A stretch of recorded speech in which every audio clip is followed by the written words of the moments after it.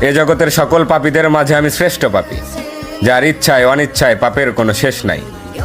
জেনা থেকে শুরু করে কবিরা অবধি সকল পাপ যেন আমার চেনা সঙ্গী। তাই আমিও যদি কিছু চাই, তাহলে কি আমাকেও দেওয়া হবে তোমার অনুগত বান্দাদের ন্যায়?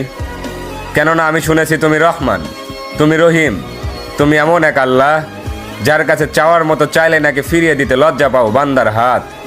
তাই এবার আমিও তোমার চরণে উৎসর্গ করে দিলাম আমার শান্তির ঘুমের নিশিরাত। অতঃপর তুমি নাকি এই নিশিরাতেই বলো, বান্দা কার কি লাগবে চেয়ে নাও।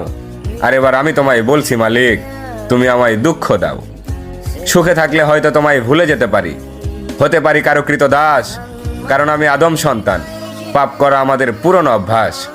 অতঃপর ইয়া রহমান, সব ভুলের ক্ষমাস্বরূপ হয়তো মরিয়ম ইবনে ঈসার মতো আমাকে উঠিয়ে নাও, নয়তো ওমর ইবনে খাত্তাবের মতো খাঁটি হেদায়েত দিয়ে দাও।